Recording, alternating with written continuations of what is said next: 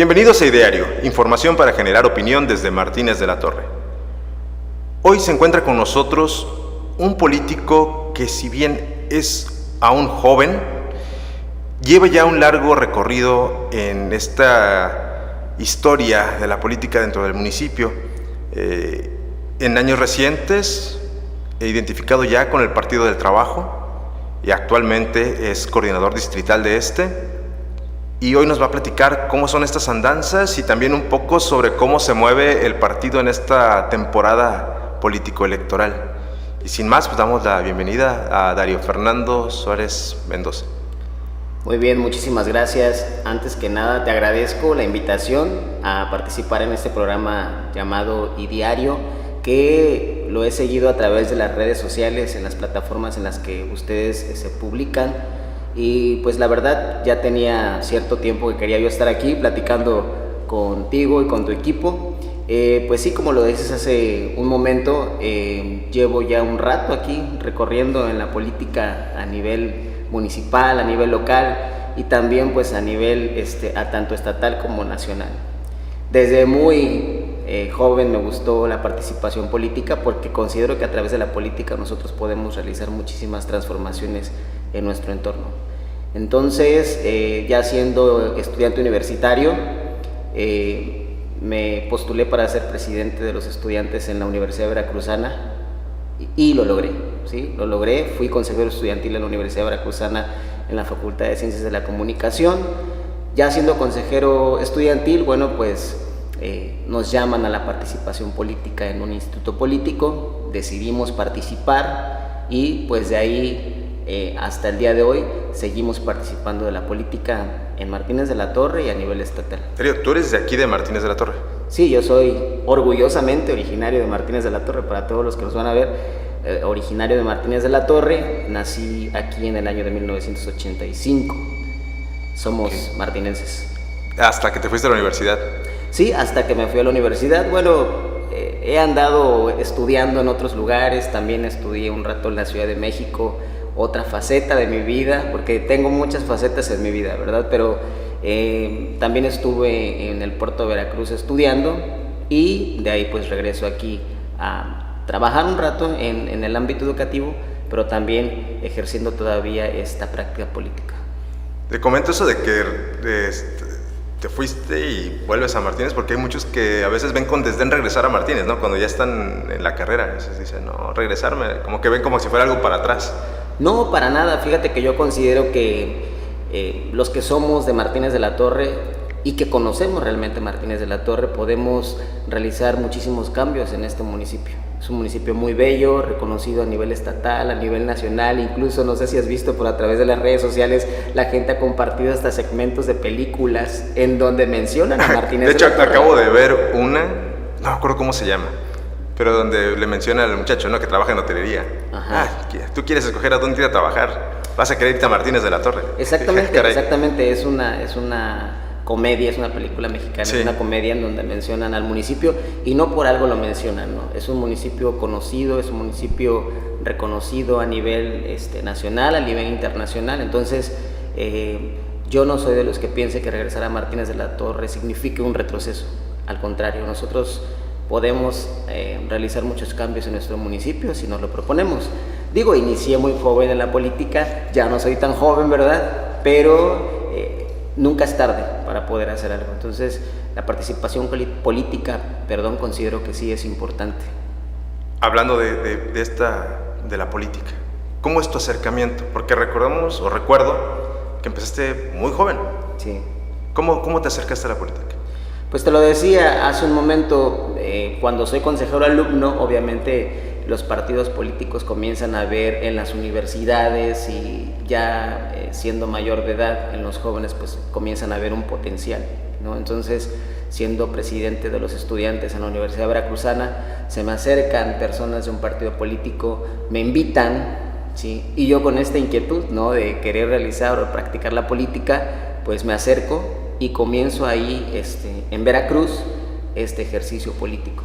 Entonces, lejos de alejarme más a la política, me acerco más, me enamoro más de la práctica política porque te tiene que gustar mucho la política como para estar dentro de la política y aguantar muchas cosas que dentro del ejercicio político se presentan, ¿sí? Porque luego por eso la gente te dice, ¿y qué haces ahí?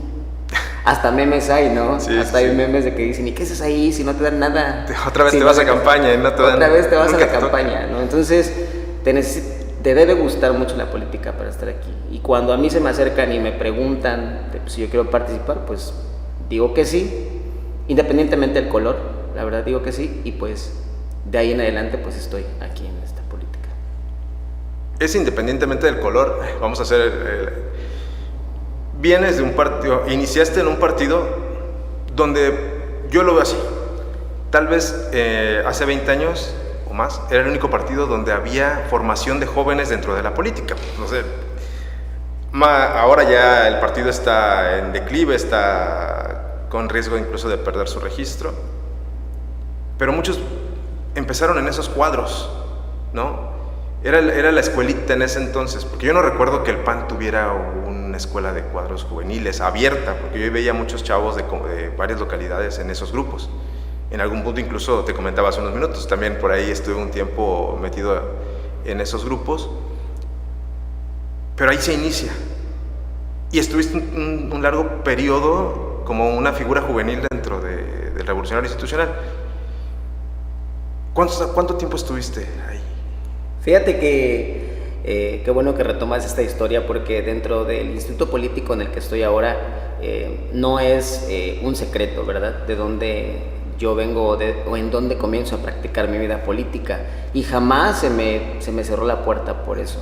Al contrario, ¿no? En primera instancia valoraron el trabajo, el recorrido o lo que yo venía haciendo y mi formación dentro de la política, porque ese es otro aspecto muy importante. Al estar en la política también es importante formarte, conocer ideológicamente al partido en el que estás entrando, y no nada más decir, bueno, ya no me dieron nada acá, pues ahora me voy allá, como ahora lo hacen muchas personas, ¿sí? Y en su momento me criticaron, pero pues de la crítica a eso estamos expuestos, ¿no? Entonces, inicio después de la universidad en el Partido Revolucionario Institucional, ¿sí? Entonces, en ese sentido, bueno, pues ya estando ahí en el Partido Revolucionario Institucional, bueno, comienzo la práctica política. Más tarde, un par de años más tarde, me dan la oportunidad, y a través de varios exámenes, ¿sí?, ideológicos, de entrar a un proyecto nacional.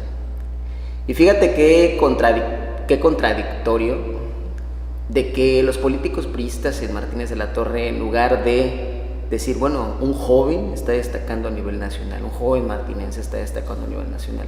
En ese momento había una administración aquí, priista, ¿sí? Y en lugar de apoyarte, no. Al contrario, había celo, había recelo. No podías, tú dicen, en la política no puedes brincarte las bardas, ¿no? O los niveles o las jerarquías. Entonces, pues yo, sin temor a eso, pues yo continúo mi formación, entro a la Escuela Nacional de Cuadros en ese instituto político y destaco por mí. Nadie, con la ayuda de nadie, por mí. Y después de un año de formación ideológica, bueno, pues obtengo un tercer lugar nacional.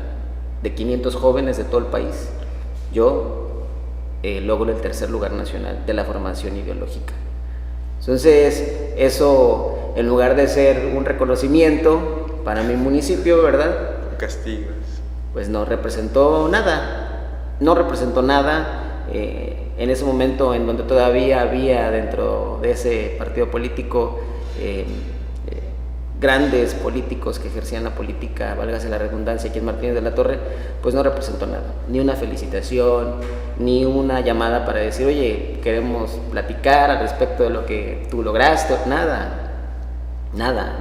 Entonces, independientemente de eso, gracias a ese logro, pues es que me invitan en el comité estatal de ese partido a incorporarme a trabajar. Hace algunos años estuve trabajando en el comité estatal, y ahí pues desempeñé actividades partidarias. Muy bien. Ahora que hablas de eso, yo recuerdo mucho que en ese entonces te comentaba que había formado parte del Frente Juvenil con un amigo. Y parte de mi primer desencanto de política, o sea, me gustaba que nos llevaban a comunidad, de apoyar un poquito a las comunidades. En ese entonces creo que había ocurrido un huracán, a levantar algún tipo de censos, hacer cosas así. Y dije, bueno, está padre. Hay un momento en el que llega un reconocimiento al trabajo del Frente Juvenil y para sorpresa de muchos mencionan a alguien que era hijo de un político que nunca lo vimos en ese momento, caminar y andar ahí. Pero al final el trabajo que hizo el Frente en ese momento se lo adjudican a esta persona y dije, oh caray, aquí como que está raro. Dije, bueno, en parte también estaba en ese momento haciendo un servicio social o algo dentro del partido o algún apoyo. Dije, bueno, vamos a terminar esto y ahí paré mucho tiempo de eso. Es un tema que sigue pasando con los jóvenes en política, ¿no? Como que les falta que les abran más espacios de a de veras. Pues fíjate que en ese momento yo considero que ese partido tuvo, yo lo llamo así, cuando platico de este tema, yo se lo digo a la gente, le digo, yo creo que en ese momento el partido tenía la gallina de los huevos de oro. Imagínate tener 500 jóvenes preparados a nivel nacional, con una formación política, ideológica, académica, y que de repente, como tú lo dijiste de ahorita, de la noche a la mañana aparezca el hijo de, el sobrino de, el amigo de, el ahijado de, y que de esos 500 jóvenes los pongas a ellos que nunca los viste en la formación, que nunca viste que caminaron, que nunca viste que hicieron las actividades, que nunca viste que fueron a las concentraciones. Entonces, en ese momento el partido desaprovechó. Muchos de esos jóvenes, no me lo has preguntado, pero te lo comento, muchos de esos jóvenes se fueron a otros partidos. Se fueron a otros partidos, unos están en el Movimiento Ciudadano, otros se fueron a Morena, ¿sí? Otros se fueron a la oposición, y ahí desaprovechó el partido, el PRI como partido, todo ese semillero de jóvenes que tenía. Entonces fue dinero tirado a la basura, porque entonces ¿para qué lo hizo? Y al final el lema que traen mucho, ¿no?, desde hace unos años, el nuevo PRI. Ahí estaba tal vez el nuevo PRI. Pues se supone que esa era la intención y ese era el nuevo partido, pero pues la dirigencia en ese momento desaprovechó toda esa formación que tuvo en esos jóvenes, y los jóvenes pues no vieron el respaldo. E incluso recuerdo mucho las palabras de entonces un dirigente que estaba ahí, que se llamaba César Camacho, que dijo que los jóvenes que estábamos ahí en ese momento íbamos a tener el respaldo de la dirigencia nacional para el proceso que seguía, respaldarnos en diversos espacios. Ni el primero, ni el segundo, ni el tercero, ni los 5 primeros lugares fueron respaldados para ningún espacio. Entonces, el resto de jóvenes, ¿qué sucedió? Nada. Todos se fueron. Y los que permanecen ahí es porque finalmente están laborando con algún político o están trabajando para algún político de ahí, o porque ideológicamente consideran correcto seguir estando dentro del partido, ¿no? Pero por una opción personal. Sí, de hecho, creo que no es secreto para nada que quienes hoy se mantienen dentro del partido y dentro de los cargos, ¿no?, pues es la misma dirigencia. Al final están trabajando para mantener de alguna manera sus puestos. Sí, así es, exactamente. Es lamentable, como tú lo dijiste hace un momento, es lamentable que el partido haya llegado a esa situación. Un partido que viene desde la revolución, ¿verdad?, con toda esta trayectoria y todos estos años. Es lamentable, pero sin duda alguna son los que han estado en la dirigencia los que lo han llevado a este episodio histórico en el que ahora se encuentra. Así es. Darío, bueno, saliéndonos de ese tema de ese partido en específico, ¿a ti te ha tocado esa etapa de formarte desde muy temprana edad dentro de la política? Y has visto también, sí has visto dentro de un partido, pero también has visto de reojo con los demás partidos. ¿Tú cómo percibes que los partidos se acercan a los jóvenes? Porque yo tengo la impresión a veces de que no saben cómo llegarle a los jóvenes. Fíjate que el sector juvenil es uno de los sectores, valgas de la expresión, más difíciles a los cuales puedes llegar. Porque los jóvenes aspiramos en cierto momento a muchas cosas, pero también pensamos que las cosas pueden ser fáciles. Entonces los partidos a veces llegan a los jóvenes con esa idea, o les venden esa idea de que ahí puedes lograr fácilmente quizás, o como te lo explican, las cosas que los jóvenes anhelan. Y ya cuando estás dentro de los partidos políticos, no es tan fácil. No es tan fácil, tanto que pues los partidos o la ley, perdón, tuvo que reglamentar que se dieran ciertos espacios a los jóvenes o que hubiera ciertas cuotas para respetar espacios de los jóvenes en la política, ¿sí? Entonces, actualmente todavía el sector juvenil sigue siendo, digamos, uno de los sectores a nivel nacional más importantes, porque la votación también que ejerce el sector joven es importante. Y lo vimos, por ejemplo, en el 2018, los jóvenes salieron a votar, digo, no en la proporción que se requería, ¿verdad?, pero sí salieron a votar, pero actualmente sí considero que sigue habiendo una deuda para con los jóvenes desde la política, ¿sí? ¿Qué hace falta a los partidos, en este caso, para acercarse, o incluso al mismo INE, ¿no? ¿Qué hace falta? Bueno, pues realmente políticas públicas que tengan impacto en el sector juvenil. Por ejemplo, podemos hablar desde el gobierno actual el hecho de que ahora se les reconozca a los jóvenes, ¿sí?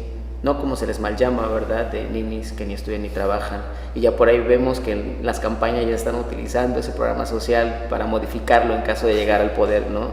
El hecho de que se les reconozca a los jóvenes en ese aspecto es importante, pero no hay programa que abarque todo, ¿verdad? Entonces, yo considero que sí puede haber una continuidad en ese programa y que se siga incluyendo, incorporando a los jóvenes en prácticas, por ejemplo, en este caso, laborales o académicas, que tengan un impacto en su vida, y no nada más regalarles una despensa, comprarles el voto, acarrearlos a un evento, ¿no? Sino realmente hablarles directamente y decirles lo que va a suceder en caso de llegar un proyecto. Ahora que hablas de programas sociales hacia los jóvenes, ¿no? En especial son dos, el de la beca universal para las preparatoria, y el otro es el de jóvenes construyendo el futuro. El primero yo creo que se me hace muy bueno, porque motivas al estudiante precisamente a no desertar, ¿no?, de su educación. Algunos que pensaban, ya no quiero, no, pues mejor sí. Y el otro programa es el que a mí me brinca más, ¿no?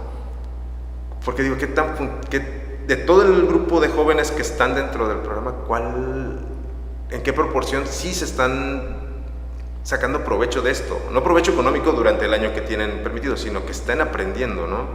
Al principio escuchaba yo muchos problemas de que había empresas que metían a sus trabajadores que podían dentro del programa para no pagarles de acá y pagarles de acá. Otros que jalaban 50, 60 chavos y les pedían cuota para tenerlos dentro del programa, todo esto. Pero ¿tú crees que ese programa sí está impactando en los chavos? Yo considero que sí, necesita mayor cobertura, mayor información, ¿sí? Necesita mayor información porque si tú sales a la calle hay muchos jóvenes que no saben al respecto del programa, ¿sí?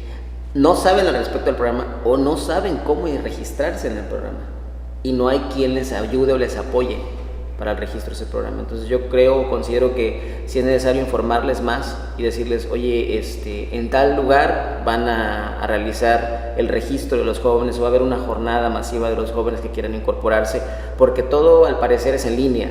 Pero hay muchos jóvenes que ni siquiera tienen acceso a una computadora o que conocen la manipulación del internet. Entonces no estás para saberlo, pero he tenido la oportunidad de orientar a 2, 3 jóvenes para que se pudieran registrar al programa. O en el caso, por ejemplo, brincándome a otro programa, el de los adultos mayores, en cierto momento apoyar a los adultos mayores a registrarse, ¿sí?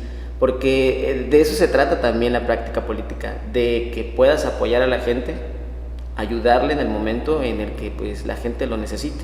Y eso la gente te lo agradece más a que tú vayas y le digas, ahí está, ¿no?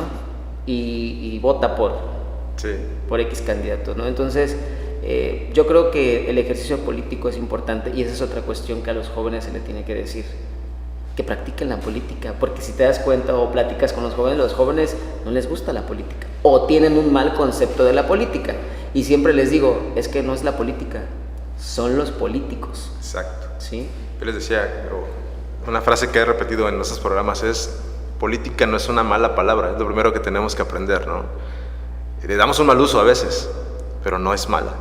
Sí, no, claro, el concepto de la política, por ejemplo, saber que la política representa diálogo, la política representa entendimiento y la política representa acuerdo, ¿no? Entonces, si tú dialogas, tú entiendes a la gente y tú acuerdas con la gente, o tú realizas estos 3 aspectos dentro de un proyecto, pues puedes llevar la práctica política de una mejor manera. Y obviamente, hablándole con la verdad a la gente.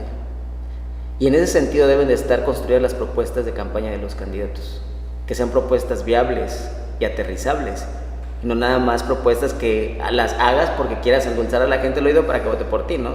Por ejemplo, la necesidad de un puente 3 en Martínez de la Torre, ¿sí? ¿Qué tan viable es? Y no nada más decir, ¿quieres un puente? Te lo hago. Sí. Si gano, si así gano. que vota por mí. De hecho, la referencia fue en el informe, ¿no? Ya está el proyecto, pero si quieren que salga, tenemos que sacar adelante el proyecto, ¿no? Y tú, bueno, entonces no está todavía al 100. Pues sí, son cosas que suceden y de las que muchas veces no es exclusivo de un candidato o de un político. Muchos políticos han utilizado esa herramienta, ¿no? Sí. Como instrumento de atracción del voto popular. Hablando sobre este tema, ¿hay una sociedad más política? ¿Somos más políticos en estos momentos que hace, no sé, 10 años? Sí, considero que la participación política se ha incrementado. Considero que la participación política, y más después del 2018, con esta elección en donde Andrés Manuel López Obrador se convierte en el presidente más votado de la historia, con más de 30 millones de votos, considero que eso ha hecho que la gente, ¿sí?, haya creído en la democracia, que es otro concepto muy importante, porque la democracia es el poder del pueblo. Y la gente en el 2018, cuando vio que realmente ganó el candidato popular y legítimo, ¿sí?, porque si nos vamos al 2006 hay una gran diferencia entre lo legal y lo legítimo, ¿sí? Porque legal fue Felipe Calderón, ¿no? Pero legítimo era López Obrador. Y la gente desde el 2006 pedía a López Obrador. Entonces, en el 2018, cuando se da esta elección, en donde con más de 30 millones de votos se elige a López Obrador, la gente dice, caray, mi voto entonces sí cuenta, ¿no? Entonces, sí considero que ahora, a través también de las benditas redes sociales, que es donde se va a publicar este programa, es que se ha dado mayor difusión también de la información política. Sin embargo, sí hay que tener cuidado al respecto de qué información nosotros obtenemos en las redes sociales, ¿no? Sí, porque también se presta mucho para la información, noticias falsas, información malintencionada. Creo que tenemos que aprender todavía a cómo usar las redes, ¿no? Cómo identificar la información que tiene sustento, más que nada. Sí, claro, y tú no me vas a dejar mentir que estás inmerso en este aspecto de la comunicación. Debemos de tener la responsabilidad de ser lo suficientemente responsables en qué información nosotros obtenemos en las redes sociales o en la internet de manera general, porque muchas veces desde ahí nos manipulan, ¿sí? Y con todas estas teorías de la manipulación, ¿verdad?, que existen en la comunicación, si nosotros no estamos bien informados, o por ejemplo hablábamos del sector joven, si el sector joven no está bien informado al respecto, se va a creer todo lo que a través de las redes sociales le dicen. Entonces yo considero que sí es importante que la sociedad, independientemente de si participa más o no, también se informe más al respecto de todos estos procesos. Y más, por ejemplo, ahorita en esta elección, que es una elección muy importante, la del 2024, y de igual manera la del 2025, ¿no? Que en ese sentido de información, yo siempre luego me preguntan, ¿quién es el que dice la verdad de los comunicadores? Digo, miren, yo más que quién dice la verdad, siempre vamos a tener un tema de afinidad. Me gusta porque a lo mejor va más a la ideología que yo estoy, ya sea el gobierno con Andrés Manuel o la oposición. Pero siempre lo que a mí me parece que sería lo correcto es, a ver, léete 3, 4 medios o sigue 3, 4 medios que tengan a lo mejor hasta posturas distintas para ver y por lo menos tener la oportunidad de hacer una valoración de creo que este está más completo, creo que está más completo, pero mantenerse informados, ¿no? Porque ahorita vivimos una época donde también por parte de la ciudadanía hay un sesgo bien grande con los medios, que dicen, si yo soy pro AMLO y ese medio habla mal, ese es un medio vendido. Y si hablan bien, ese es el bueno. Aunque en ambos sentidos hay periodistas muy malos y periodistas muy buenos, ¿no? Sí, claro, el ejercicio periodístico, para empezar, es una práctica muy bonita. ¿Por qué? Porque yo soy licenciado en Ciencias de la Comunicación de formación. Yo estudié periodismo en la Facultad de Ciencias de la Comunicación de la Universidad Veracruzana.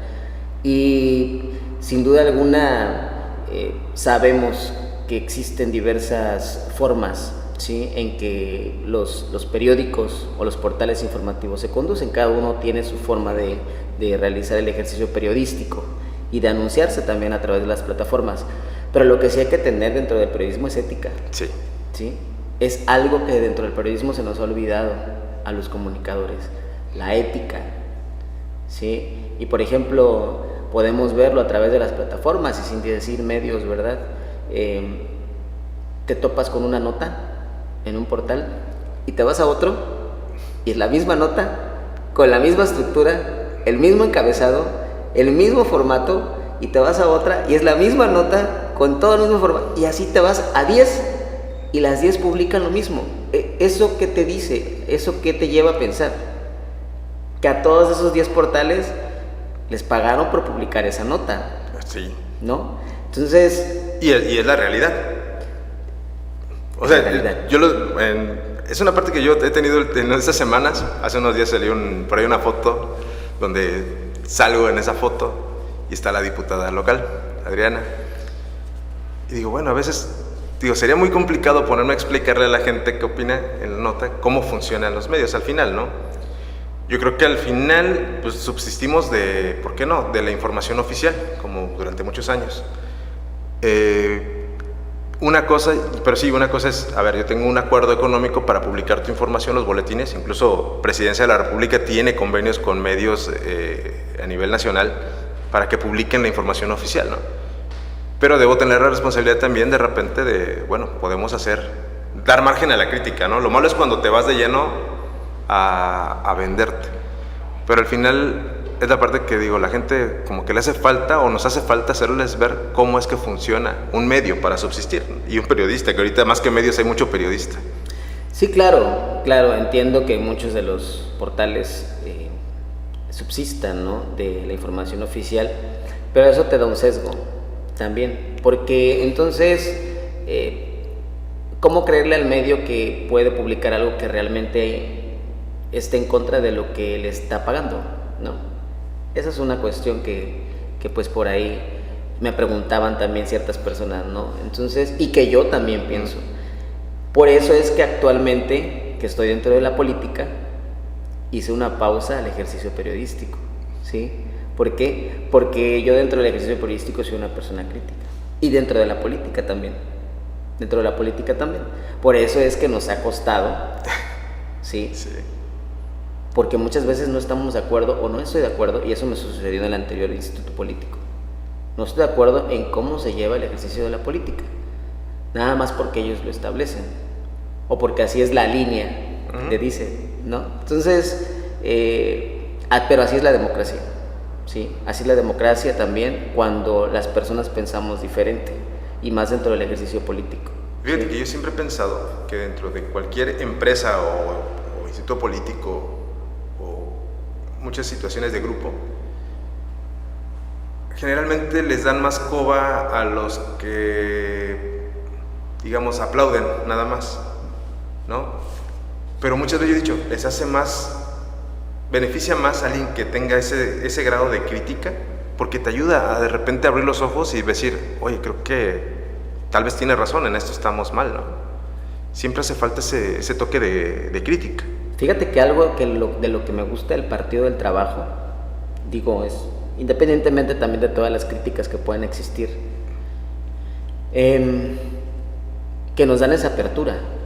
Ningún partido político, el coordinador estatal, por ejemplo en este caso el Partido del Trabajo, te daba la oportunidad de que tú pudieras expresar lo que tú pensabas al respecto.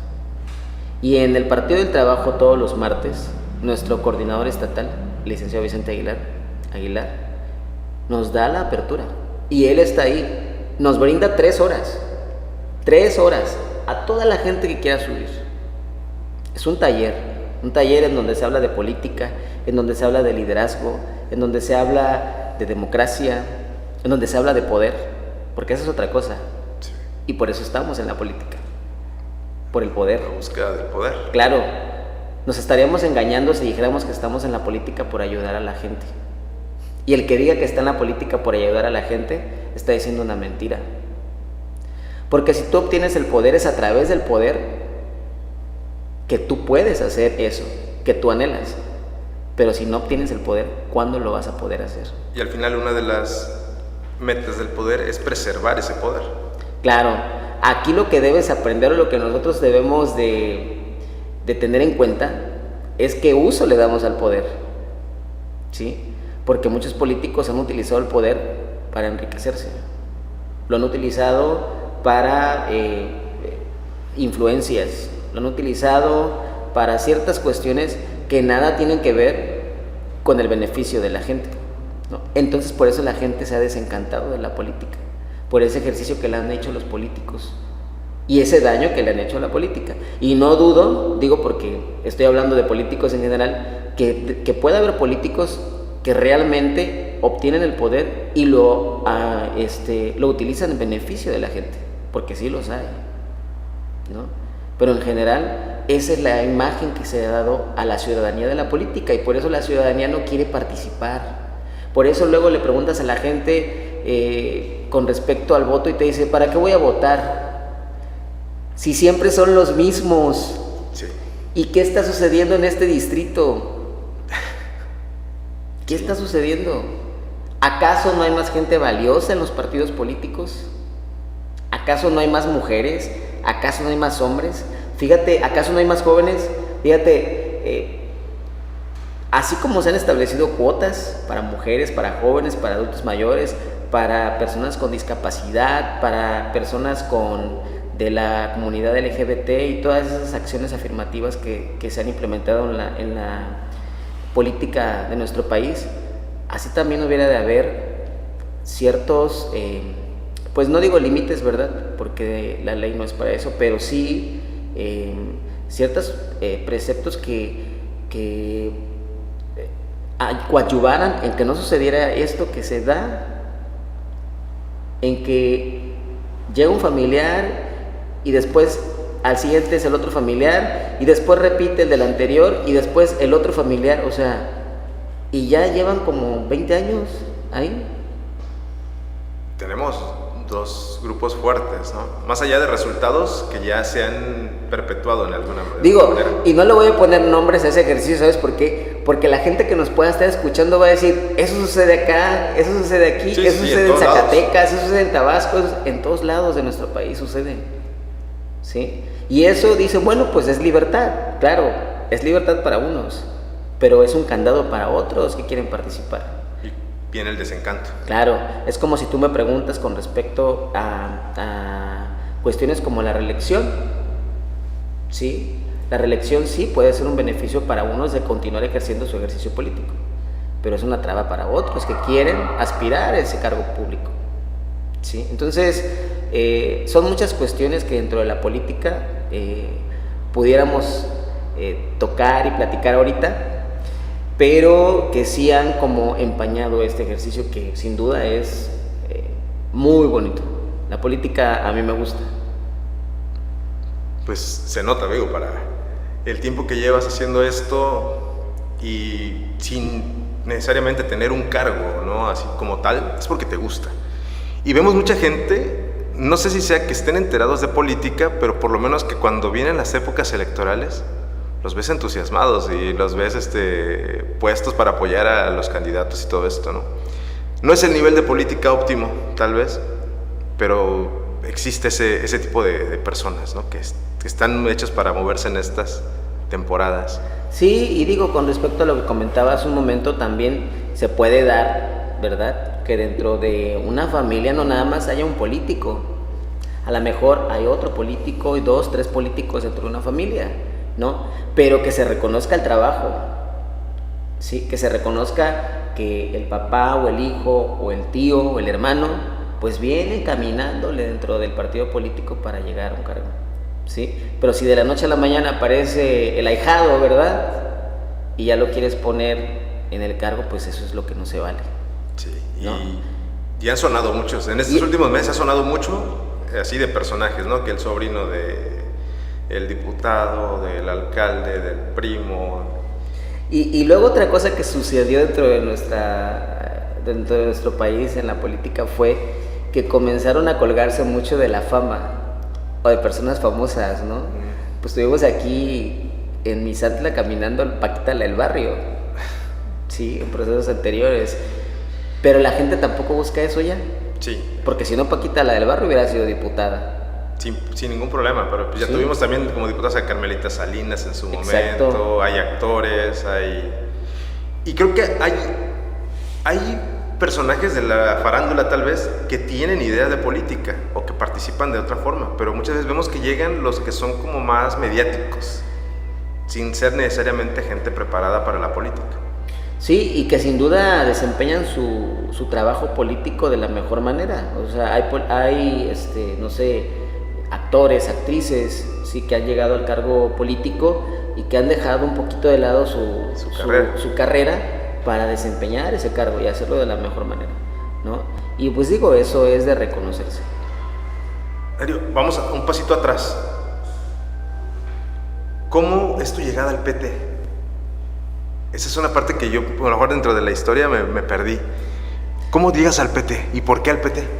Fíjate que cuando te gusta la política, ¿verdad? En donde te abren la puerta y eres bien recibido, ahí te quedas.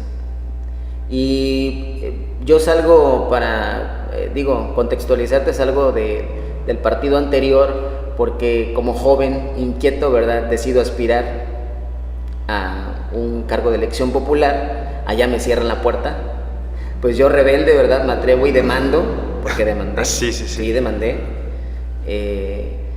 Y después de varios aspectos de ese proceso que había que seguir, bueno, pues al final el partido decide que no.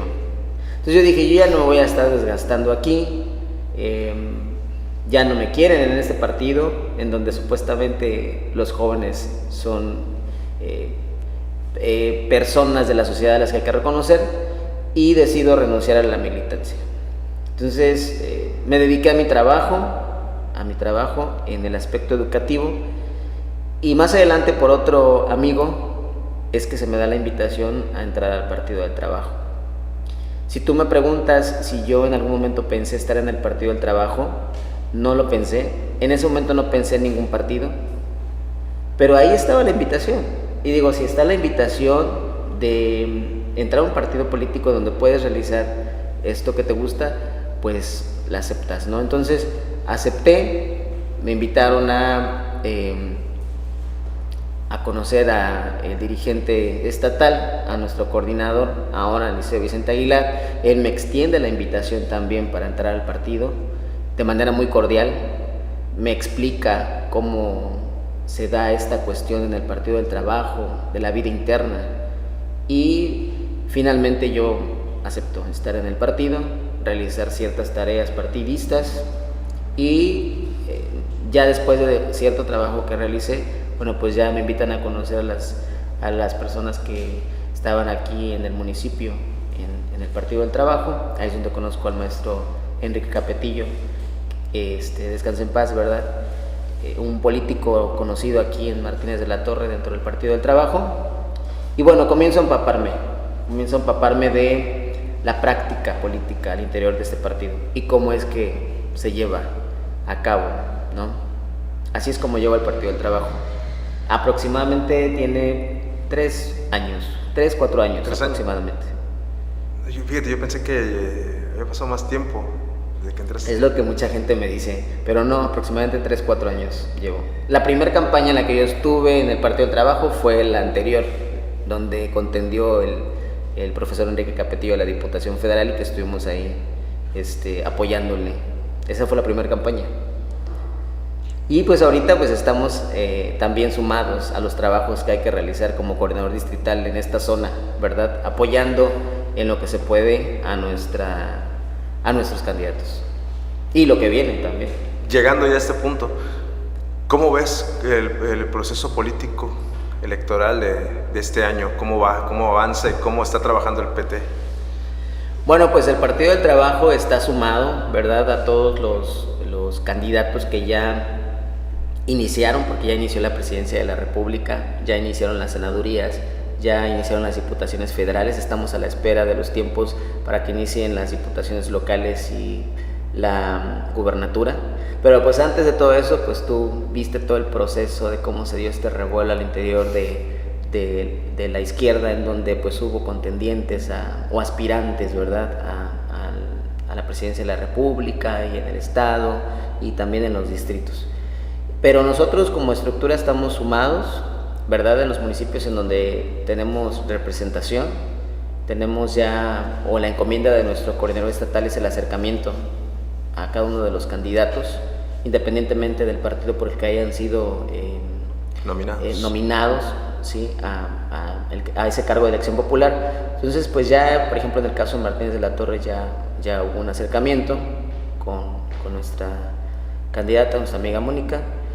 Sin duda una gran mujer, hablando como persona. Otra cosa es el aspecto político, pues sin duda es una mujer que hay que reconocerle el hecho de representar a nuestro distrito en el Congreso Federal, ¿verdad?, por una cuota que finalmente, la ley ya lo determina, que a las personas con discapacidad se les dé la oportunidad también de estar en el Congreso y representar a ese segmento de la población.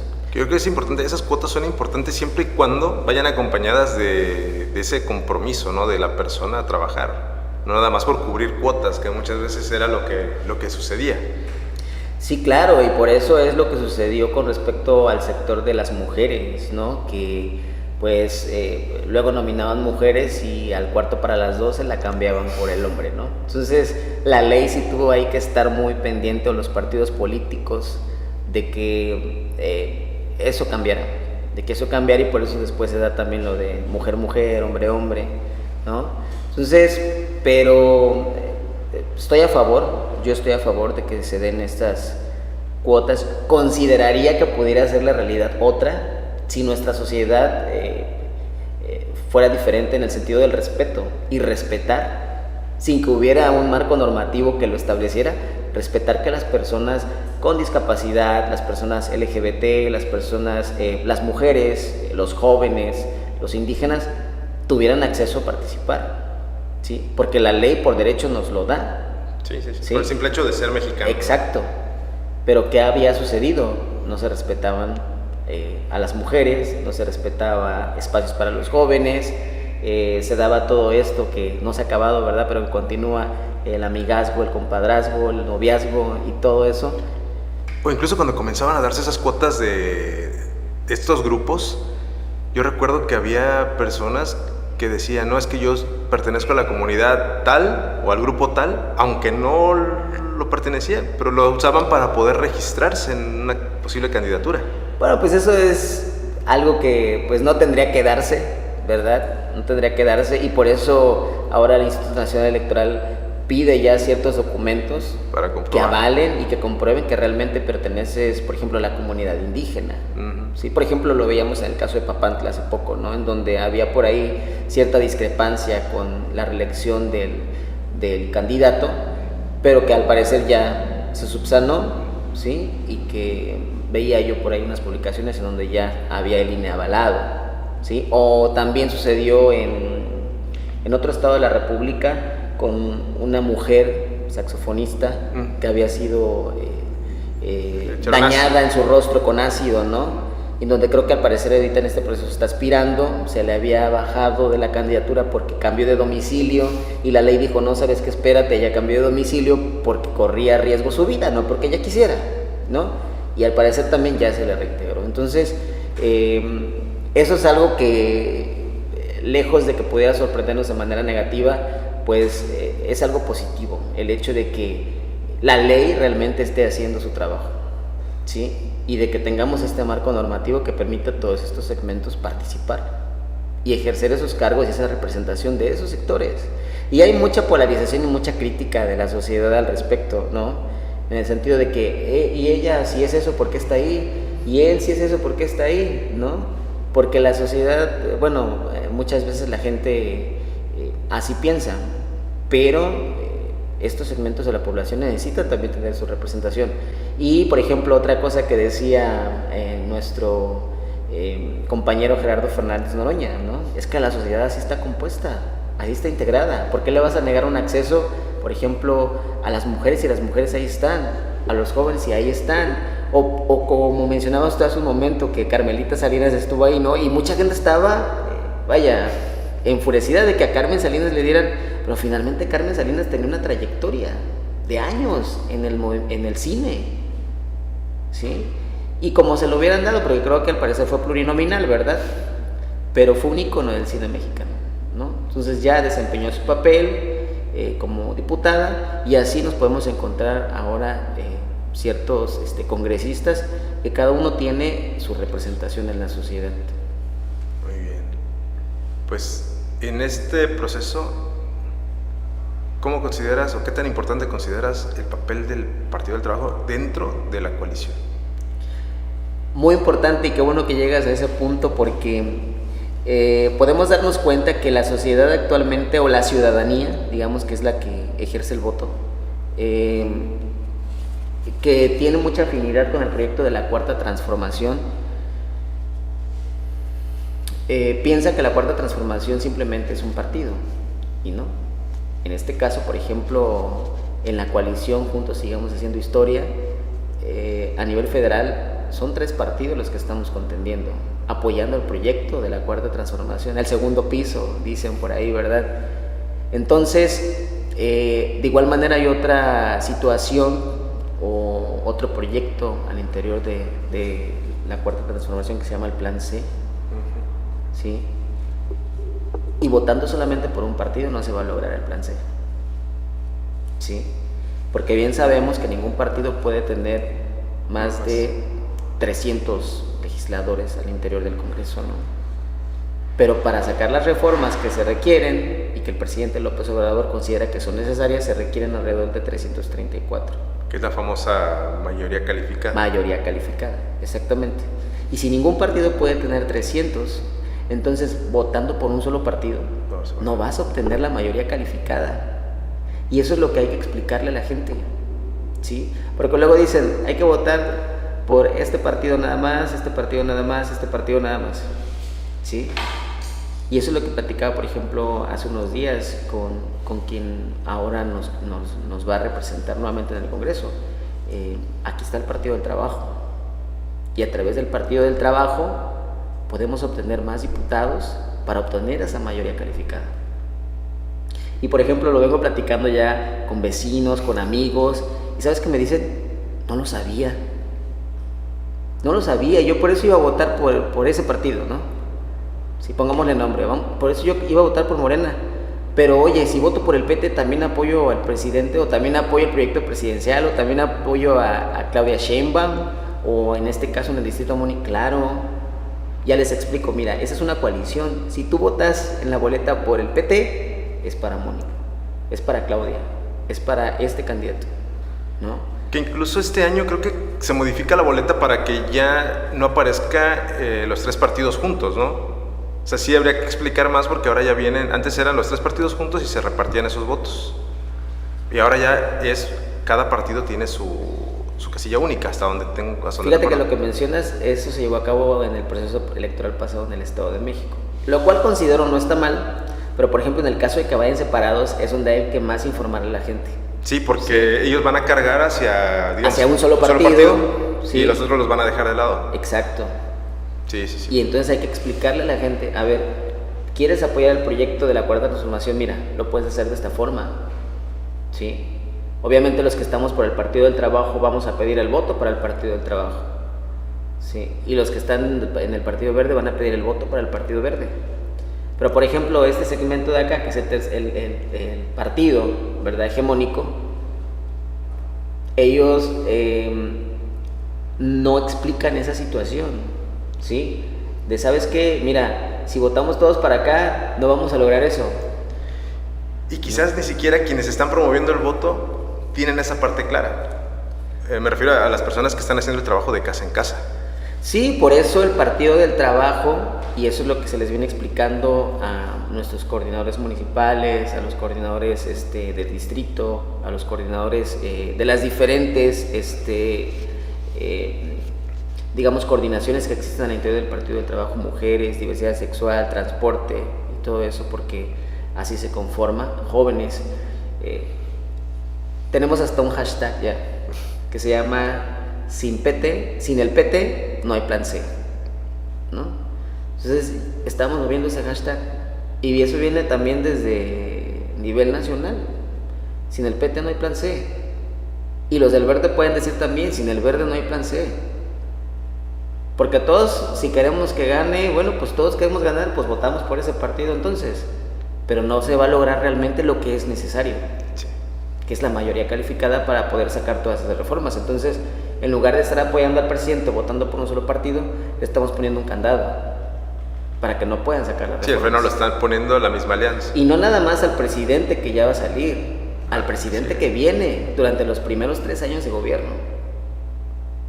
¿Sí? Entonces, sí hay que informarle a la gente. Y por eso, a través de las redes sociales, bueno, el PT va a transmitir ciertos videos informativos al respecto, ¿no? Y nosotros obviamente nos vamos a encargar de difundirlos. Y en tierra también, en donde pueda llegar el PT y donde podamos llegar, pues también lo vamos a hacer, ¿no? A ver, una pregunta con jiribilla.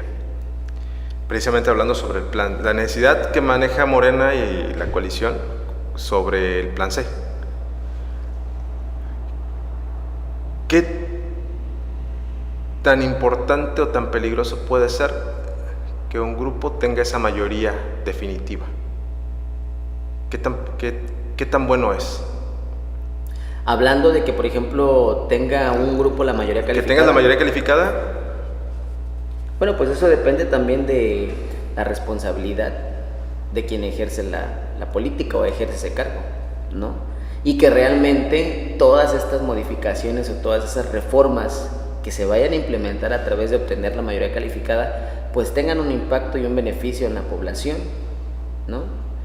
Lo más factible sería que nosotros pensáramos que el que va a gobernar va a utilizar, o no digamos utilizar porque de verdad son poderes independientes, pero va a apoyarse de esa mayoría calificada para poder sacar ciertas modificaciones o ciertas transformaciones que realmente van a tener un impacto positivo, ¿sí? Y en este caso, bueno, sabemos que este año es sin duda una mujer la que va a gobernar este país, no hay de otra. Decían por ahí un político, solo hay de 2 sopas, y hay 2 mujeres que representan. Sabemos que hay un tercer candidato, ¿verdad? Pero las encuestas ahí están. Las encuestas, las estadísticas indican, aparte de que este candidato de alguna manera llegó tarde a la fiesta. Llegó tarde y llegó sin conocimiento, ¿sí? Sin conocimiento de quién era. Digo, si lo comparamos con quien realmente se pensaba que iba a contender, ¿verdad? Entonces, solo hay de 2 sopas, pues una o es otra. En el caso de nuestro proyecto, bueno, nosotros sabemos quién queremos que sea, ¿verdad? Y es Claudia Sheinbaum. Y pues sabemos que, si tú me preguntas, bueno, ¿y qué opinas que vaya una mujer? Yo considero que México está preparado para una mujer presidente, sin duda. Es necesario la mano de una mujer, lo decía el compañero Gerardo Fernández Noroña, las mujeres son excelentes administradoras, ¿sí? Y requerimos una mujer preparada, que lo es. La doctora Claudia Sheinbaum es una mujer preparada, con experiencia, la tiene, ¿sí? Jefa de gobierno de la Ciudad de México, una de las ciudades más grandes del mundo. Entonces, tiene esa formación y tiene esa misma idea que el actual presidente, y esas ganas de continuar con ese proyecto de transformación. Y bueno, lejos de lo que la gente piense o se pueda decir de que sí estamos bien o estamos mal o estamos peor que antes, ¿verdad? pues ahí está la realidad del país. Sí, no somos Estados Unidos, ¿verdad? O somos China, pero pasamos por una pandemia y el país no se cayó. No sabemos cuál hubiera sido la realidad si otras personas estuvieran gobernando. El país no se cayó y el presidente López Obrador se arriesgó. ¿A qué se arriesgó? A no cerrar el país. Cuando muchos decían, no, ciérralo, porque si no nos vamos a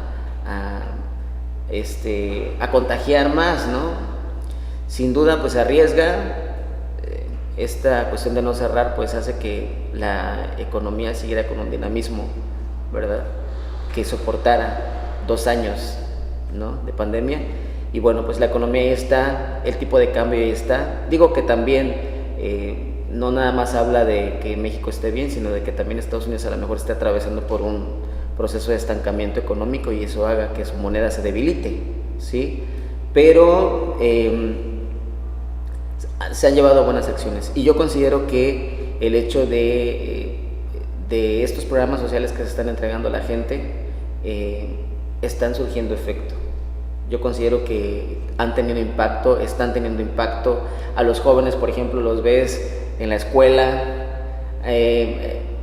Mencionabas lo de los jóvenes construyendo el futuro, pero hay otro programa importante, jóvenes escribiendo el futuro. Eso es para la universidad, ¿sí? Entonces,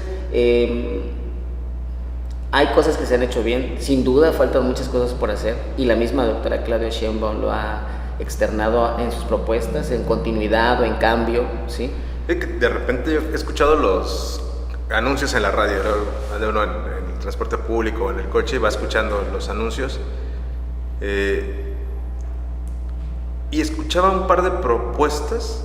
Algunas tienen que ver con dar continuidad a programas, pero con cierto ajuste, ¿no? Por ejemplo, se habla ya de una universalidad de las becas de preparatoria, pero ya donde incluyen incluso escuelas particulares. Creo, así entendí la propuesta.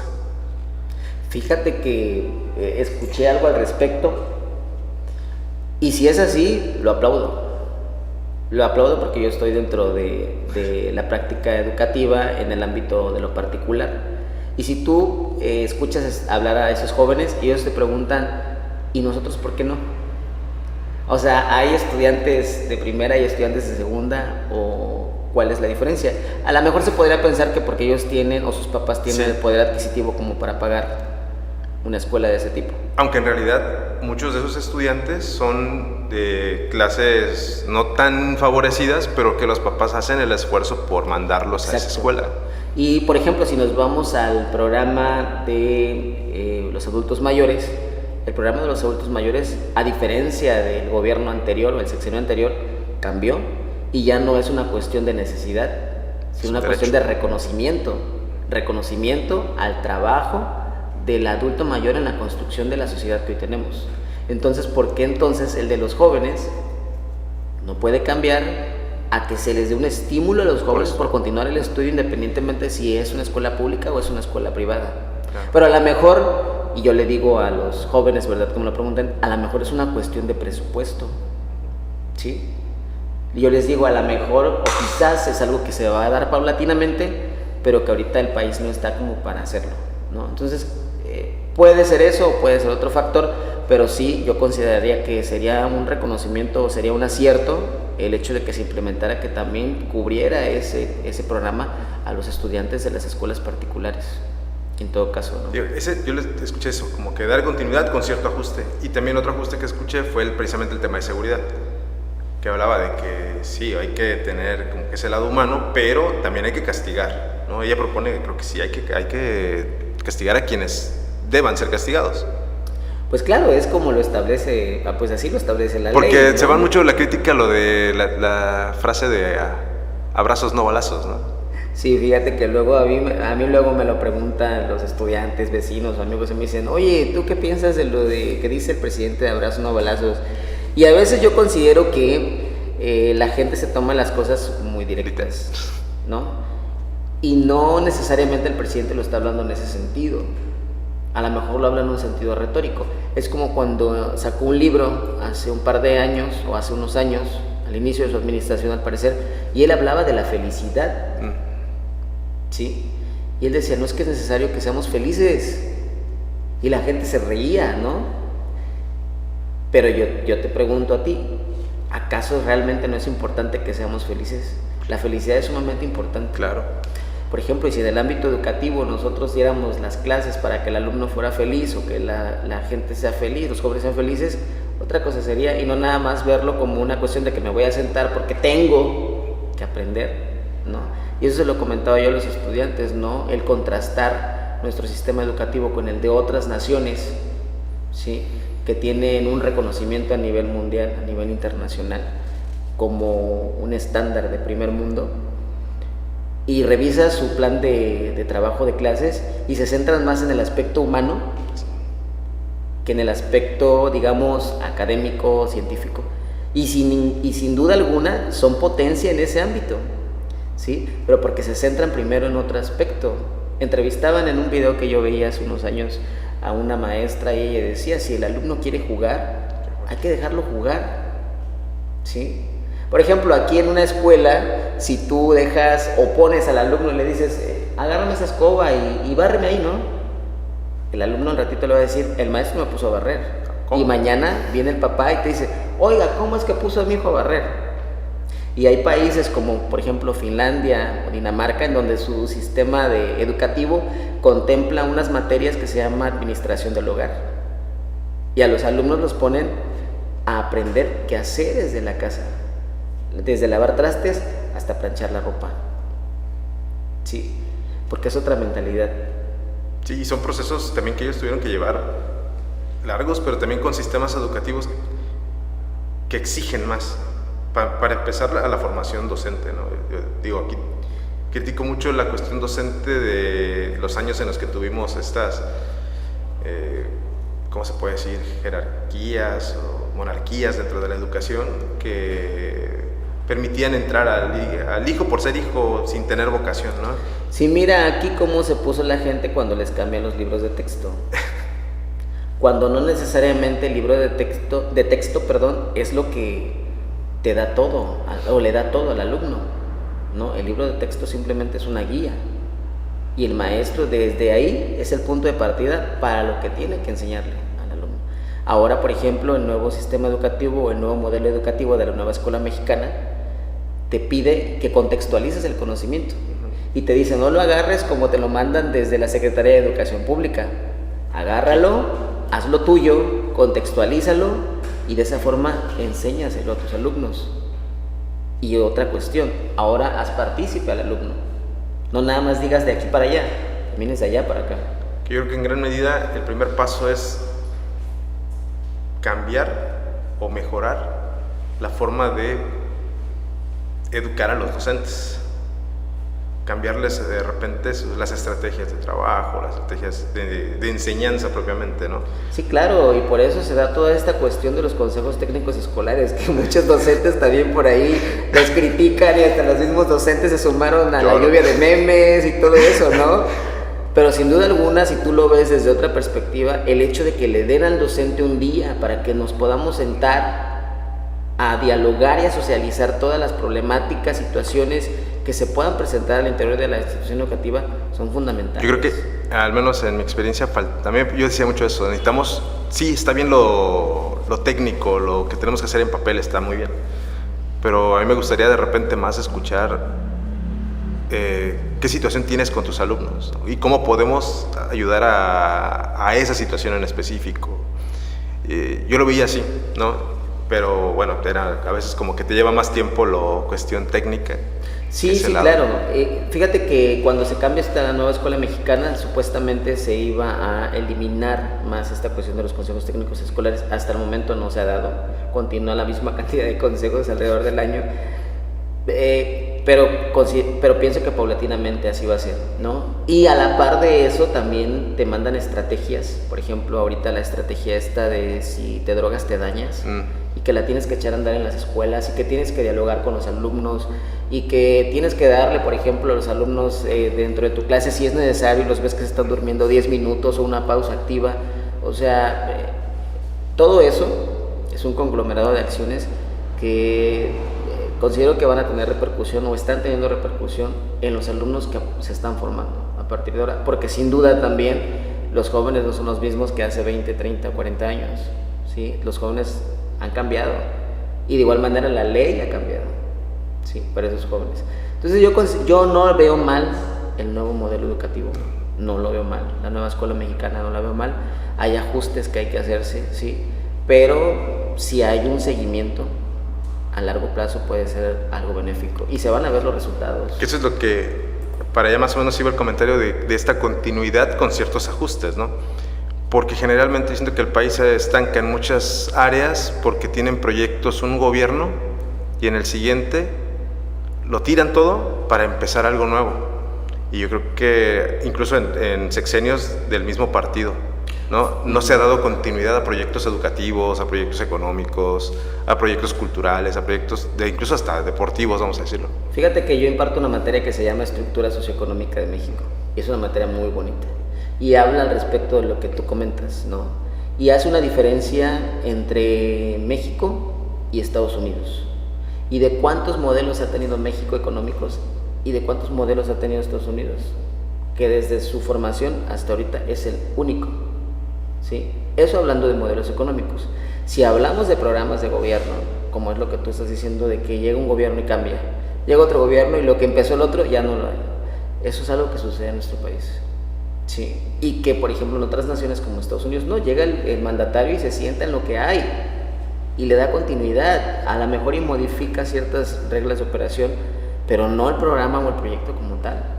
¿Sí? Entonces, no sé si tú te acuerdas, ¿verdad? Pero, por ejemplo, cuando en el 2000 se da la primera alternancia con Vicente Fox, el mismo Vicente Fox lo dijo, para que este proyecto sea viable, requerimos mínimo 30 años. Pero ¿qué pasó? La gente se dio cuenta que el cambio no era el cambio. En el 2006, bueno, se da esta cuestión con Felipe Calderón y al 2012 la gente dice, no, ya, este cambio no fue cambio. ¿Y qué deciden? Regresar a lo que había previo al año 2000. Entonces, considero, y eso también es una invitación a la gente, que le dé a la Cuarta Transformación este voto de confianza, ¿sí? De que lo que se está haciendo se hizo en esos 6 años, se le puede dar continuidad a otros 6, ¿sí? Y que si esos 6 funcionan, de igual forma continuidad. Pero la gente, y lo entendemos por toda la historia anterior, la gente está cansada. La gente está cansada de la corrupción, la gente está cansada del nepotismo, la gente está cansada de que se le engañe, la gente está cansada de todos esos vicios de la práctica política en México. Entonces... Y en todos los colores. Y en todos los colores, ¿sí? Porque eso no es de un partido, ¿sí? Eso es que se ha presentado en todos los partidos en diferentes escenarios. Como muchas situaciones que tenemos en el país, ¿no? Son que no deberían ser, pero son parte de nuestra cultura ya. Tenemos que cambiar, yo siento, que la mentalidad de los que vienen. Y por eso es importante el cambio de este paradigma educativo, ¿sí? Porque los jóvenes, como te lo decía en un momento, no son los mismos. Entonces, sí hay que empezar a sembrarle a los jóvenes, y atrás nos lo decían, pero no cambiaba nuestro sistema político, ¿verdad? Espero que esto que inició en 2018 continúe renovándose, que se renueve, que entre sangre nueva, que dejen fluir, ¿verdad? Y que no suceda lo mismo que sucedió con el anterior régimen, ¿no? Y menos lo que sucedió con el PAN, que nada más le dieron 2 sexenios, porque si no volvemos a regresar otra vez, porque proyectos pueden iniciar otros, ¿sí? Pero sería otro retroceso de nuestro país a otra visión, ¿sí? Entonces, pues ese es mi punto de vista en ese sentido, ¿no? Pero ya para ir cerrando, tus pronósticos para el 2 de junio. ¿Vamos a ganar? Sí. La Cuarta Transformación va a ganar. Vamos a ganar la presidencia de la República, vamos a ganar la gubernatura, vamos a ganar el Distrito 7, ¿sí? Porque la gente, te lo decía hace un momento, la gente tiene memoria y ya no podemos votar por las mismas personas. Ya no podemos votar por las personas que se aparecen cuando así les beneficia, aunque dejen pasar un periodo, ¿verdad? Pero que sea la misma cara, el mismo apellido, y eso es lo que está sucediendo en este distrito. Entonces, de igual forma en lo local, también, vamos iniciando el proceso, ¿verdad?, de la elección del 2 de junio, y las estadísticas ahí están, los números ahí están. Esperemos continuar en esa tendencia, porque vamos a ser realistas, también el oponente pues continúa y está haciendo su lucha, ¿verdad?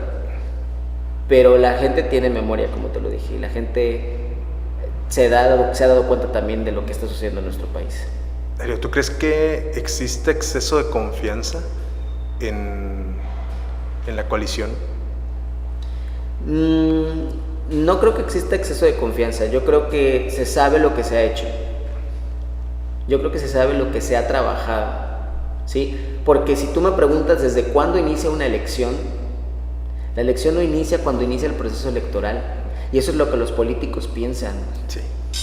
La elección inicia desde que tú estás tomando ese cargo de elección popular que el pueblo te confiere, ¿sí? Desde ahí inicia, porque si tú gobiernas bien, o si tú eres un buen legislador, o si tú haces bien las cosas con transparencia, ¿sí?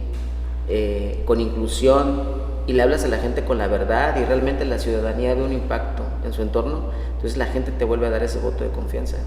Entonces yo creo que sabemos qué es lo que se ha hecho, desde el ámbito federal, ¿sí? Entonces yo creo que la gente a este momento ya tiene un contraste. Si tú le preguntas a algunas personas, te van a decir, ¿yo volver a votar por aquellos? Ni loco o ni loca, ¿no? No, yo ya no. Les mencionas el nombre y te dicen, ¿otra vez? ¿Sí? Independientemente de si derrochan recurso, si es de ellos o no, eso no está en tela de juicio ahorita, pero el hecho también de que hay mucha gente también que ya no quiere que te le acerques para comprarle el voto. Y hay mucha gente que se quedó acostumbrada a eso, sí, ¿no? Pero otra cosa que es notoria es que tú puedes llegar y comprar y decirle a la gente, mira, te doy esto por tu voto, ¿no? Pero la gente en la urna va a decidir. Basta solo. Sí. Perfecto, ahorita que dices eso, yo sí he escuchado en una elección anterior. De hecho, era cuando Rodrigo Calderón estaba para la federal. Y hoy lo escuché de nuevo. Acompañamos un ratito ahí para tomar alguna nota de la visita de Mónica Herrera al Tianguis. Y en las dos ocasiones me tocó escuchar a alguien decir, ¿qué está dando? No, pues del folleto y el saludo y algún souvenir, ¿no? Chiquito. No, pues así no van a ganar. Si no están dando nada. Digo, sí, todavía hay gente con claro. Esa idea. Mira, por ejemplo, yo tuve la oportunidad en cierto proceso de mi formación política, me gané un viaje a Cuba, ¿sí? Y tuve la oportunidad de conocer a gente en La Habana en el ámbito de lo político, y me explicaban allá que si hay 3 candidatos A, B y C, y un candidato A pega una hoja con sus propuestas, porque hasta eso también hay reglamentación de lo que puedes pegar, y no puede pasar más de ciertas medidas y de colores y esas cosas, ¿no? Entonces, si candidato A pega una hoja ahí, candidato B y candidato C pegan una hoja ahí, ¿sí? Entonces yo creo que dentro del ejercicio de la política en México también debe de haber todavía más reglamentación de la que ya hay, porque si te has dado cuenta ya no es como antes. Sí, ya no vemos las calles tapizadas de pendones, uno tras otro como fiesta de claro, popular, ¿no? Y yo les decía, por ejemplo, a mis alumnos, decía, antes iniciaba el proceso electoral, hoy a las 12 de la noche, y al otro día ya veías todos los postes de luz llenos, sí. Arriba uno y abajo el otro, ¿no? Sí, entonces... sí. Yo creo que sí se ha modificado, y esta cuestión del derroche de los recursos, he visto por ahí que algunos candidatos también han traído ya propuestas de que todavía se recorte un poco más el tema de los partidos, porque sin duda es muchísimo dinero el que se le da a los partidos, o que sea de manera equitativa, por ejemplo, ¿no? Que no tenga que ver la cantidad de los votos, si todos van a entrarle al juego, ¿sí? A una elección. ¿Por qué le das más al que tuvo más votos? ¿No? Entonces, en una reforma que se pretendió hace poco, precisamente el Partido del Trabajo decía, ok, se va a recortar, que se recorte, pero se suma el total de todos y todos vamos por mitad, ¿sí? Entonces sería y esa mitad se reparte entre todos. Pues obviamente a otros partidos no les gustaba, ¿verdad? Pero pues es que todos vamos a eso, a participar, y cada participación es diferente. Sí. ¿No? Entonces hay muchas cosas que todavía se pueden hacer en nuestro país, muchas. De igual manera, por ejemplo, en Estados Unidos también no ves tanto derroche, ves por ahí que las casas ponen banderitas ahí de los partidos, el demócrata y el republicano, y a través de los medios y las redes. E incluso los souvenirs de partido muchas veces no es ni siquiera regalados, los compra digamos como la militancia o los simpatizantes, compran sus pines, compran sus banderitas del candidato, compran esto, y el recurso es para seguir financiando las campañas. Exactamente, es otra visión. Pero bueno, en el caso de nosotros, que es lo que nos compete, todavía pueden mejorar mucho esta situación, y creo que también los dirigentes de los partidos políticos, hablando en general, ¿verdad?, deben de ser más conscientes de lo que hace falta por hacer en la sociedad, en nuestro país, en los más vulnerables, porque esa es otra cosa. Luego dice, bueno, pero ¿por qué le están dando más al sur del país? ¿Por qué las obras están allá? Porque es la zona más vulnerable. No puedes comparar al sur del país con el norte, ¿sí?, que está más desarrollado por esa cercanía que tiene con Estados Unidos, ¿sí? Y por eso dentro de esta administración se ve esa necesidad de detonar ciertos proyectos como el Tren Maya, que es otro tema de discusión ahí, ¿verdad? Grande. Como la refinería de Dos Bocas, ¿sí? Como el tren interoceánico, el carril interoceánico del Istmo de Tehuantepec, ¿sí?, que compite o va a competir en mayor medida con el Canal de Panamá, ¿sí?, y que va a llevar a México a tener otra postura, otra posición, tanto económica como de desarrollo. Sí, pero esos son otros temas, ¿verdad? Que muy interesantes, pero que encajan en este programa que tú tienes y que te felicito, ¿verdad? Y diario, porque es un contraste de ideas el que tenemos aquí. Sí, al final la idea de este proyecto es tener la apertura con todas las voces, algunas, como hoy contigo, abiertas a hablar de muchas cosas, muchos temas, de permitir de repente también el cuestionamiento de algunas cosas, porque no podemos decir que no, hay algunas personas que también, como que hay temas que no quieren entrar, ¿no? Y a veces pues como que le tiras tantito a la pelotita a ver si le entran al juego y como que se resisten un poquito, pero esto es muy interesante y esta es la idea al final, que quien venga sienta de alguna manera la confianza de poder hablar. Claro, los temas que interesan. Y es que no necesariamente te tienes que meter en un problema o ponerle nombre a las cosas. Si tú lo hablas de manera general, va a haber una cuestión en donde va a encajar eso que tú estás tratando. Porque todos esos casos se han presentado, como tú lo dijiste hace un momento, en todos los partidos. ¿Qué es lo que se necesita? Bueno, pues si se da, tratar de que ya no se dé. ¿Sí? Porque eso es lo que también hace que la gente se desencante, tanto de la política como de uno o de los partidos. Así es. ¿No? Y en este caso, bueno, ya en el Partido del Trabajo, en este distrito, bueno, pues nosotros ofrecemos, ¿verdad?, con las personas que yo platico, y siempre les digo, o sea, nosotros somos un partido austero, porque no somos, luego dicen, porque son morena, no somos morena, ¿no? No, pues es que es una realidad. Y le tenemos que quitar a la gente esa idea. Y digo, y no es una cuestión despectiva, porque son compañeros del movimiento de regeneración nacional, ¿sí? Pero platicaba yo con algunos compañeros de Morena que son amigos míos y me decían, es que a nosotros no se nos olvida que en el 2018 el PT fue el que abanderó a López Obrador o apoyó a López Obrador porque Morena no estaba todavía 100% constituido como un partido político y el PT sí.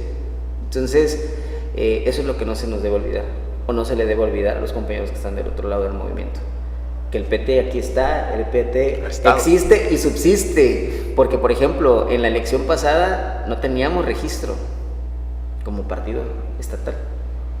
¿Y qué sucedió con la votación que se tuvo? Nuevamente se obtuvo el registro, y eso es por lo que nuevamente este proceso estamos nosotros trabajando. Y no importa si es persona por persona, si es casa por casa, si es un amigo, una vecina, no importa. Un voto es un voto. Y por un voto se pierde una elección. Sí. Sí. Recordemos esa diferencia en el 2006, ¿no? Claro. con todo esto que se presentó en nuestro país, ¿no?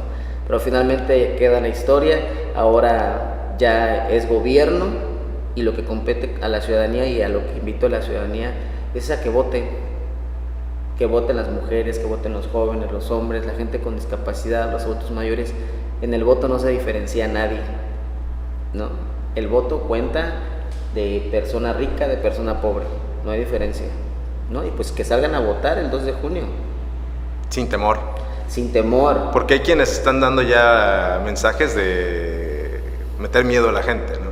Para que no salga a votar. Exacto. Esa es otra cuestión que se presenta, ¿no? Pero, por ejemplo, en el caso personal, las veces que yo he ido a votar nunca ha sucedido algo que tampoco ponga en daño la integridad personal o de mi familia, ¿no?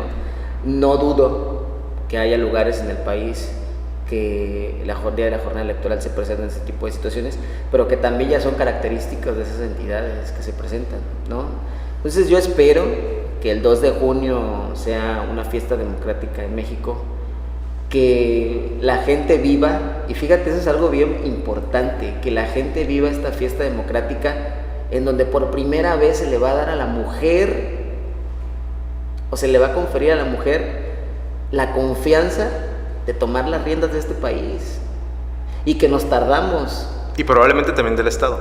Exacto, claro, también de nuestro Estado, y que nos tardamos, porque si tú vueltas a ver América Latina, ya hay países de América Latina que lo hicieron antes que nosotros, ¿sí? Como Honduras, como Argentina, Chile, como Chile, ¿sí? Entonces, por mostrar algunos ejemplos, entonces México, este es su año de la mujer, como dice el hashtag y el lema, ¿no? Que yo también lo hago mío, es tiempo de las mujeres. Es tiempo de las mujeres, como en algún momento a lo mejor como lo es en Chile, va a ser tiempo de algún joven, porque el presidente chileno es muy joven. O sea, a lo mejor algún día llega un joven muy preparado, ¿verdad? Y también le toca su momento, pero este año 2024 es tiempo de las mujeres. Y nosotros aquí en el Partido del Trabajo, ¿verdad? Invitamos a que esa mujer pues sea la doctora Claudia Sheinbaum. Darío, una charla intensa y de la cual espero que tengamos segunda, tercera, cuarta parte, muy interesante. Cuando quieras, de hecho ya estaba como que ahí en pausa, ¿verdad? Sí, el hecho de que pudiera yo venir a este tu proyecto, en donde la verdad me agrada este intercambio de ideas que es necesario, que la ciudadanía escuche, que la ciudadanía vea, ¿sí? Que hay espacios también en nuestro municipio en donde se puede dar esta plática. Con anterioridad he seguido algunas emisiones que has realizado, he escuchado también a algunos compañeros que han estado aquí contigo, mujeres, hombres, jóvenes, que de igual dentro de su quehacer político han tenido ya su trayectoria en Martínez de la Torre, y qué bueno que haya espacios como este aquí, son necesarios. Son indispensables para que el ejercicio democrático se siga llevando de la mejor manera posible y la gente se exprese, ¿no? Entonces, pues yo estoy, la verdad, muy agradecido porque me hayas invitado a este programa, y si hay alguna segunda parte, adelante. Aparte que eres el primer, digamos, representante de partido que viene con nosotros, ¿eh? ¿Ah, sí? Esperamos que se animen los demás. No, pues gracias por la distinción, ¿verdad? De que sea el primer representante de partido político, porque eso es un aliciente para mí como representante del Partido del Trabajo, y te agradezco que así haya sido, pero qué bueno, y espero ver a los demás compañeros. Igual, a lo mejor, ¿por qué no? Puedes hacer o se puede realizar un debate de dirigentes. De hecho, es una de las ideas. Tenemos que checar cuestiones técnicas, pero sí es una de las ideas. Estaría perfecto, y yo soy partidario de eso, ¿no? Lejos de que se pueda uno enojar o de que se puedan decir cosas, o sea, hay que argumentar, ¿sí? Porque con argumentos es como tú puedes soportar todo lo que tú estás haciendo, o todo lo que tu proyecto está realizando y que tú estás defendiendo con la palabra, ¿no? Entonces yo estoy en la mejor disposición. Cuando tú me digas, por aquí vamos a andar. Perfecto. Muchas gracias. Serio, Fernando Suárez Mendoza, coordinador digital del Partido del Trabajo. Muchas gracias por estar con nosotros. Y muchas gracias a ustedes que están del otro lado de la pantalla por su tiempo. Ya saben, este programa lo pueden ver por YouTube, donde se transmite completo, y en TikTok, Facebook e Instagram pueden seguir los microcontenidos de esta entrevista, así como de todas las entrevistas anteriores que tenemos. Agradezco a David Luna, David Pliego, allá atrás en los controles, y Ya saben, soy Miguel Martínez, que también me pueden seguir en mi página de noticias, Reporte Martínez, y por supuesto en iDiario. Muchas gracias por su atención, nos vemos en la siguiente. Hasta luego. Corte. Estuvo bien, vale mucho la pena el hecho de estar aquí, la verdad.